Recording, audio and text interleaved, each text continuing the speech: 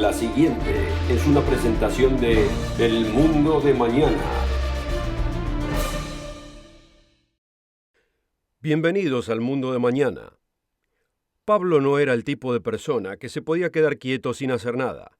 Él arribó en Atenas antes que sus compañeros y pasó tiempo en la sinagoga con los judíos y en la plaza del mercado.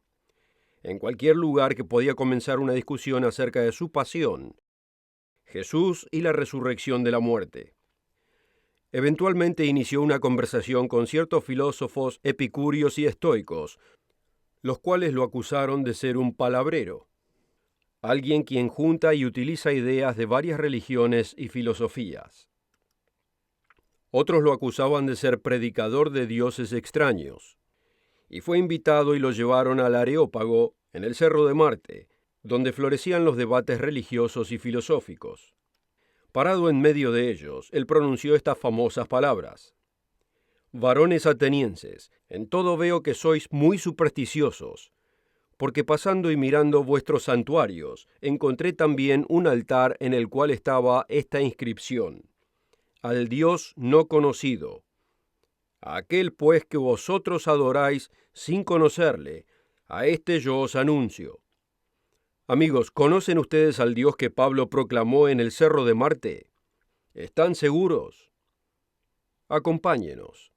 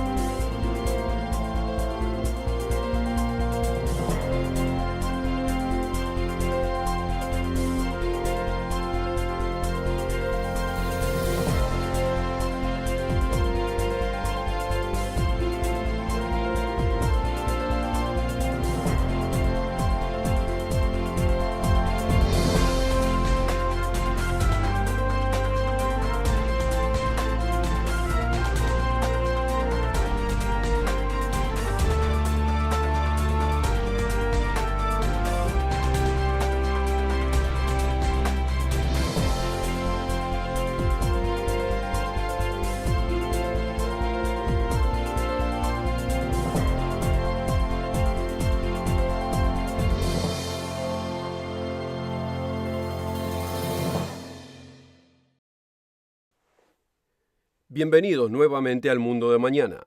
En el programa de hoy vamos a discutir quién fue al que el apóstol Pablo proclamó en el Cerro de Marte hace casi 2000 años atrás. En la antigüedad se creía que había muchos dioses que gobernaban distintas partes de los cielos, como ser el sol o la luna, y muchos adoraban a estos objetos. Otros pensaban que los dioses eran más locales y que solo tenían poder sobre cierto país en particular. En el curso de la historia, las guerras más sangrientas fueron peleadas en nombre de distintas deidades, y hasta en distintas divisiones religiosas, quienes decían adorar al mismo Dios, pero de maneras distintas. Pero la Biblia proclama que el Dios de Israel es el único Dios, y que Él es el Dios de la creación. De acuerdo a esto, Él gobierna sobre todo lo existente en la tierra y todo lo existente en los cielos. Los cielos y la tierra, como los conocemos, abarcan mucho espacio y complejidad, pero generalmente lo damos por sentado. Por ejemplo, cuando observamos la tierra bajo nuestros pies, parece tan permanente y tan normal. No podemos ser culpados de darlo por sentado al apreciar tanta abundancia. Y después de todo, ¿no estuvo siempre aquí? Por lo menos desde que nosotros hemos estado aquí. Pero al pensarlo más detenidamente, vemos que la historia es distinta. El hecho es que no ha estado siempre aquí. La Biblia nos dice que hubo un principio del universo, y la ciencia generalmente está de acuerdo con esto. Los científicos creen que no existe la eternidad en el pasado cuando nos referimos a la materia. Creen que fue formada por una gran explosión hace unos 14 billones de años atrás. El escritor científico Bob McDonald lo describe de la siguiente manera: de acuerdo a la teoría del Big Bang, el universo fue formado de una inimaginable sopa caliente de energía, con una presión tan alta que nada compuesto de masa podría existir. Hasta los quarks, la partícula más pequeña existente, hubiese sido desintegrada en energía pura. Tiene sentido entonces que si algo tiene tal intensidad, hubiese sido del mismo modo en todo lugar, como un claro caldo de sopa. Si ese caldo se expandiese en todas direcciones, uno piensa que se mantendría uniforme, de tal modo que el universo no sería más que pura energía hasta hoy en día, solo que más disperso, difuso y francamente muy aburrido. Pero esto no es lo que aconteció. En algún momento, la energía se transformó en materia, o sea, en quarks, en protones, electrones, átomos, moléculas, partículas, planetas y eventualmente en seres humanos, intentando descifrar todo esto. Si el universo no hubiese desarrollado estas interesantes protuberancias, nosotros no estaríamos aquí. Pero nosotros estamos aquí. Y de algún modo la energía se transformó en materia y la materia se transformó en nosotros. Pero ¿de dónde apareció toda esta energía? ¿Cuál fue su origen? Por supuesto que la ciencia no tiene una explicación para la fuente de energía presente previa al universo. Ni tampoco sabe cómo ni por qué existió la energía. Aparentemente estuvo siempre presente, ni cómo llegó al punto del Big Bang. Como hemos dicho muchas veces en este programa, cuando miramos alrededor nuestro, vemos lo maravilloso del diseño. El cuerpo humano y la mente humana nos dan evidencia de inteligencia, ingeniería, función y planeamiento. Ya sea que observemos a los pájaros, los insectos, reptiles, peces, gatos o perros, vemos hermosura, diseño y propósito. Y además vemos un ecosistema en este planeta que funciona en armonía para mantener la existencia de todas las formas de vida. ¿Alguna vez se preguntó por qué los científicos no pueden duplicar ni siquiera las formas más simples de vida? Consideremos lo siguiente. Nos fue dicho que de algún modo, por accidente, varios químicos sin vida se unieron en una sopa primordial y se ensamblaron de tal manera que produjeron vida. ¿Pero es así de sencillo? Si es así, ¿por qué nuestros brillantes científicos, y sin menospreciar, existen científicos muy brillantes, por qué no pueden duplicar este proceso? Después de todo, ellos conocen cuáles químicos iniciaron la vida. Pero supongamos por un momento que pueden juntar todos estos químicos y conectarlos de tal modo que produzcan algo con vida, como si estuviésemos armando un complicado rompecabezas. Ahora, supongamos que lo pueden mantener unido durante un momento. Para que pase a ser una célula con vida, tendrían que envolver a este asombroso rompecabezas con algún tipo de cobertura especial. De algún modo, una membrana tendría que sostener a este rompecabezas unido. Esto es a veces representado como una burbuja, algo que encontramos en una piscina con agua. Lo lamento, amigos, pero vamos a tener que desinflar esta burbuja. No hay nada de sencillo acerca de la membrana que envuelve a una célula. Y la idea de que esto simplemente apareció es un poco como un insulto a nuestra inteligencia. Pensemos lo siguiente. Para que esta célula sobreviva, su ADN tendría que contener la elaboración de esta pared de protección celular, para poder sostener todo el conjunto. Así que, ¿cuál nació primero? ¿La pared celular que contiene el ADN y todas las demás estructuras de la célula en conjunto? ¿O el ADN que le da instrucción de cómo construir esta pared celular? Pero aunque todo esto haya simplemente aparecido sin ninguna supervisión inteligente, ¿tendríamos vida? Y la respuesta es no. Los científicos muchas veces especulan de que una chispa, posiblemente un relámpago, de pronto le pudo haber dado vida al rompecabezas.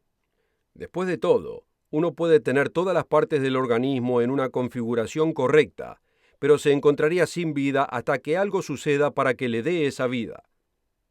Hasta ahora, el ser humano con toda su inteligencia nunca ha podido armar este rompecabezas de la nada, y mucho menos darle la chispa de vida. Pablo y la Biblia enuncian que existe una explicación alternativa. Una inteligencia que trabaja en este universo, que le ha dado vida a este planeta, el cual es el Dios creador que los atenienses no conocían. Y que inclusive esa inteligencia tiene un plan para el ser humano. Los Hechos 17 dice lo siguiente: porque en él vivimos, y nos movemos y somos, como también algunos de vuestros poetas han dicho, porque también nosotros somos linaje suyo. Siendo pues linaje de Dios, no debemos pensar que la divinidad sea semejante a oro, o plata, o piedra, escultura de arte de imaginación de hombres. La creencia en dioses o en un dios es preeminente en la psiquis humana, y a través de la historia humana, el hombre ha creado dioses y diosas en su semejanza, tras la imaginación de su propio corazón. Los museos están repletos de estas estatuillas que los representan. Algunas diosas tienen muchos pechos, algunos dioses son gordos y felices, otros poseen alas, inclusive otros son mitad humanos y mitad animales. Pero generalmente estos dioses y diosas reflejan la raza de aquellos que los hicieron. Por otro lado, el Dios de la Biblia nos dice que estamos pensando al revés, que no debemos hacer un Dios a nuestra semejanza, sino que estamos hechos a su semejanza. En el primer capítulo de la Biblia leemos lo siguiente. Y dijo Dios, hagamos al hombre a nuestra imagen, conforme a nuestra semejanza. Y creó Dios al hombre a su imagen. A imagen de Dios lo creó, varón y hembra los creó. Esto nos debe dar algo para considerar. ¿Por qué habría Dios creado al hombre? ¿Y por qué crearía al hombre en su imagen y a semejanza suya? ¿Cuál es su propósito en todo esto? La ciencia no nos da respuestas a la pregunta del propósito de la vida. La ciencia solo intenta explicar cómo ocurrió todo. Lamentablemente muchos, aunque no todos los científicos, arbitrariamente imponen en su disciplina una norma estricta e inflexible, conocida como naturalismo. Aunque este término pueda ser aplicado de muchos modos, cuando se refiere a métodos científicos, significa que todo en la ciencia debe tener una explicación natural, y nada sobrenatural puede ser admitido. En otras palabras, Dios es puesto fuera de la ecuación desde el principio, antes de conciliar toda la evidencia. Dios simplemente no puede existir. Basados en esta suposición sin pruebas, estamos forzados a aceptar la siguiente conclusión. Hubo un tiempo cuando existía solamente la energía. Nadie puede explicar de dónde apareció. Pero de algún modo, con el curso del tiempo, la energía pasó a ser tan concentrada en un espacio que explotó en un Big Bang. Y de algún modo se transformó de energía en materia. Esta materia se dispersó formando estrellas, planetas y otras huestes de cuerpos celestiales y sistemas. Y en uno de estos planetas, algunos químicos sin vida de alguna manera se juntaron y formaron un elaborado rompecabezas sin vida.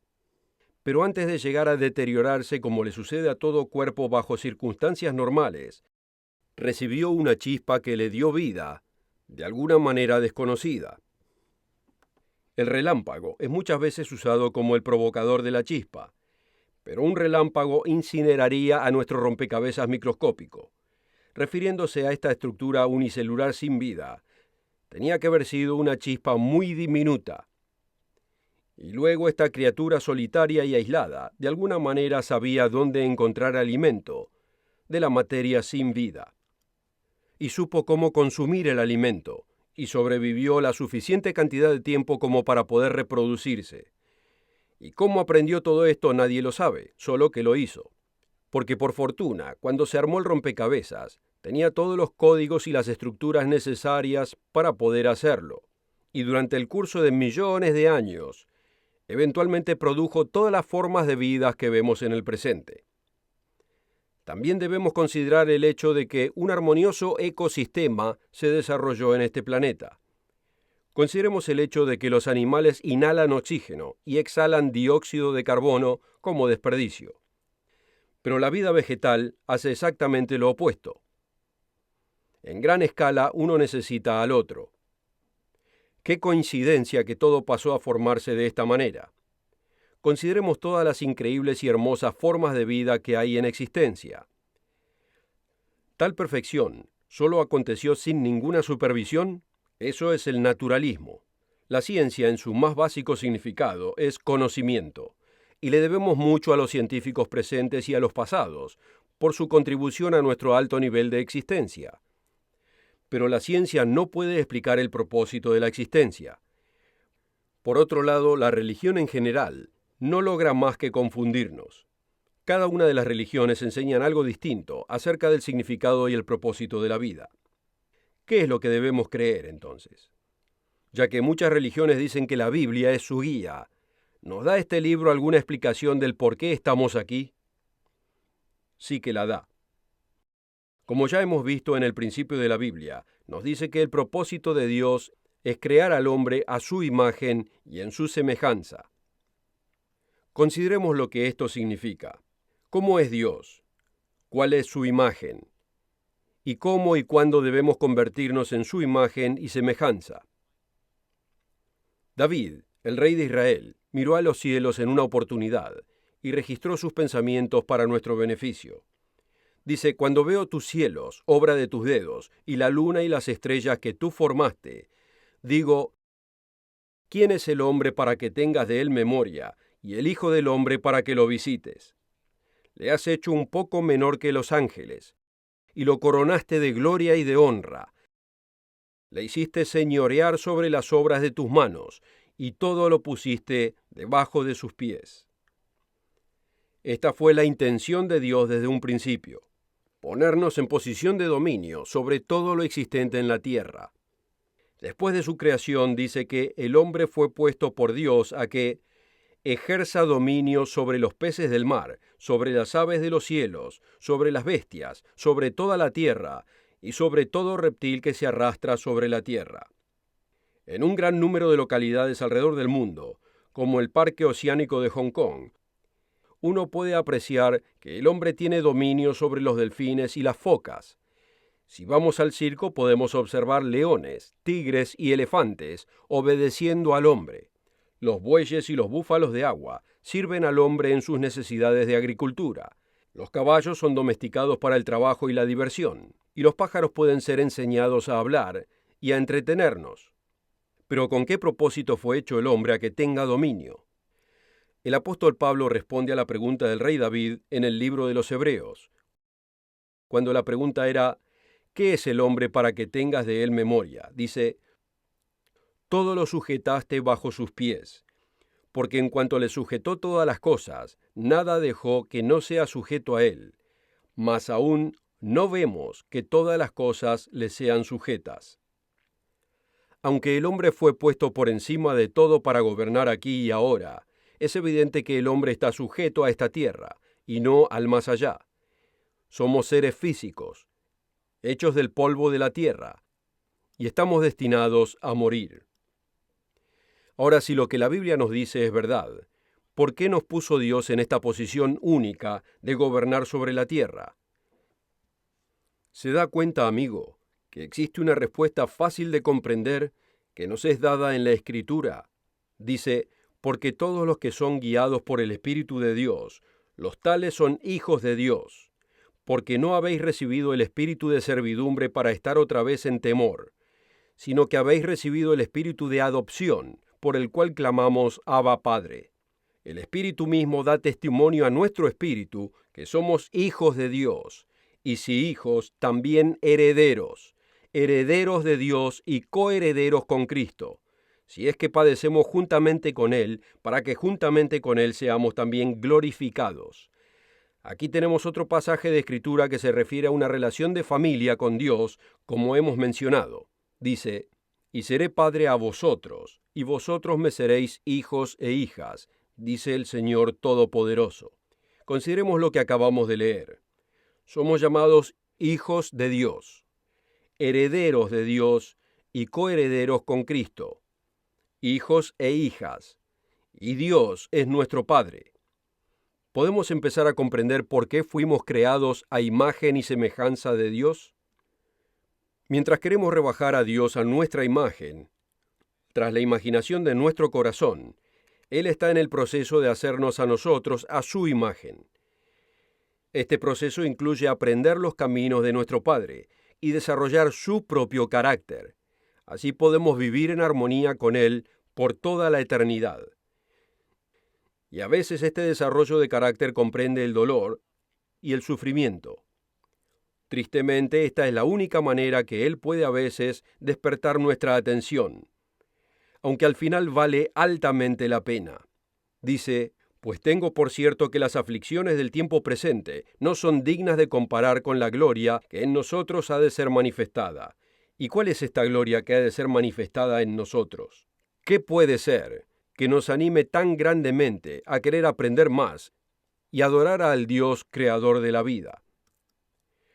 Nuevamente, vemos que es en un tiempo futuro, cuando nos encontraremos en una armoniosa relación de familia. Dice: porque el anhelo ardiente de las criaturas espera la manifestación de los hijos de Dios, porque las criaturas fueron sujetadas a vanidad, no voluntariamente, sino por causa de aquel que las sujetó en esperanza, porque las mismas criaturas serán liberadas de la servidumbre de corrupción, en la libertad gloriosa de los hijos de Dios. Porque sabemos que toda la creación gime a una, y está en dolores de parto hasta ahora, y no solo ella, sino que también nosotros que tenemos las primicias del Espíritu, nosotros también gemimos dentro de nosotros mismos, esperando la adopción, esto es, la redención de nuestro cuerpo. Pero ¿es esta relación familiar solo por ahora? ¿O es para el futuro? ¿Somos hijos de Dios solo por una corta existencia física?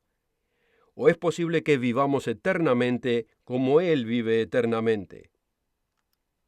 Debemos suponer que Dios vive por siempre, pero sus hijos viven solamente por el tiempo de un pestañeo.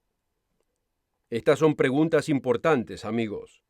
Si somos el producto de la suerte o el azar, entonces el vivir por hoy y olvidarnos del mañana puede tener sentido. Pero si el Dios de la Biblia es real, posiblemente deberíamos considerar vivir por el futuro. Y qué maravilloso futuro al que nos referimos. Lo que sabemos por seguro es que esta vida es muy corta. Y cuando éramos chicos pensábamos que volverse viejo estaba en la lejanía, pero a medida que pasan los años nos vamos dando cuenta qué corta es la vida. Uno de los salmos nos dice: porque todos nuestros días declinan a causa de tu ira, acabamos nuestros años como un pensamiento, los días de nuestra edad son 70 años, y en los más robustos son 80 años. Con todo, su fuerza es molestia y trabajo, porque es cortado presto y volamos. Siendo este el caso, el salmista nos da un sabio consejo. Enséñanos de tal modo a contar nuestros días, que traigamos al corazón sabiduría. La Escritura proclama que existe un propósito para la vida más allá del sepulcro, y ese propósito comprende que el hombre sea completamente hecho a imagen y semejanza de Dios. Estas son buenas noticias, noticias espléndidas para nosotros. A medida que la vida física se mueve como un tren fuera de control sin esperanza de ser detenido. Como he preguntado en otras oportunidades en este programa, ¿puede usted decir con seguridad que su vida sea exitosa si nunca ha llegado a comprender por qué ha nacido y cuál es el propósito de su vida? Cuando Pablo proclamó el Dios desconocido a los atenienses, él les explicó lo siguiente: porque en él vivimos y nos movemos y somos, como también algunos de vuestros poetas han dicho, porque también nosotros somos linaje suyo. Siendo pues linaje de Dios, no debemos pensar que la divinidad sea semejante a oro, o plata, o piedra, escultura de arte de imaginación de hombres. Es evidente que Dios, el Dios de la Biblia, el Dios desconocido que proclamó Pablo, está desarrollando al hombre a su imagen y semejanza por un gran propósito, un propósito tan grande que no lo hubiésemos considerado ni siquiera en nuestros sueños. El hombre no fue creado como los animales para vivir y morir sin esperanza. El hombre es distinto. La fe, la esperanza y el plan consciente para el futuro es parte de lo que nos hace distintos. Romanos 8 nos dice que Cristo fue solo el primer nacido entre muchos hermanos, y que nosotros podremos nacer en la propia familia de Dios y heredar todas las cosas en el reino eterno. Dice: porque a los que antes conoció, También los predestinó para que fuesen hechos conforme a la imagen de su Hijo, para que Él sea el primogénito entre muchos hermanos, el que no escatimó ni a su propio Hijo, sino que lo entregó por todos nosotros. ¿Cómo no dará también con Él todas las cosas? El mensaje del Nuevo Testamento es que Dios ha creado al hombre por un propósito especial, para que sean sus hijos por toda la eternidad. Pero primero debe saber que podamos vivir en armonía con Él y entre nosotros. Esta vida es un periodo de prueba. Debemos resistir a los impulsos del egoísmo, la vanagloria y los deseos egoístas. Y aunque sabiendo que todos fallaríamos una y otra vez, Él envió a su Hijo, Jesús el Cristo, para pagar la penalidad de nuestros pecados. Esto es, para que Él muera en nuestro lugar, para que seamos reconciliados con Él. Este es el plan del Dios desconocido, que Pablo proclamó a los filósofos en Atenas. Y este es el Dios que tan pocos conocen hoy en día. Si quisiera aprender más acerca del tema del programa de hoy, encuéntrenos en el sitio web mundomañana.org, donde podrá encontrar nuestros folletos, El verdadero Dios, pruebas y promesas, y además el folleto El misterio del destino humano. Asegúrese de encontrarnos la próxima semana a la misma hora y en el mismo lugar para conocer más acerca del mundo de mañana. Para recibir esta oferta absolutamente gratis, o si quisiera más información, visite nuestro sitio web mundomañana.org. Sitio es mundomañana.org, o puede escribirnos a la dirección que aparece en pantalla.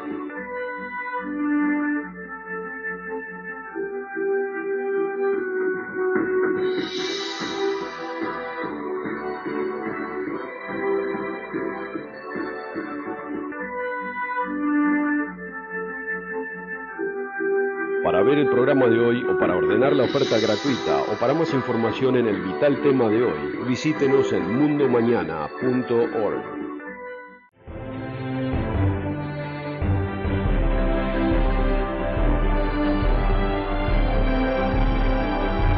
El programa precedente fue producido por la Iglesia del Dios Viviente.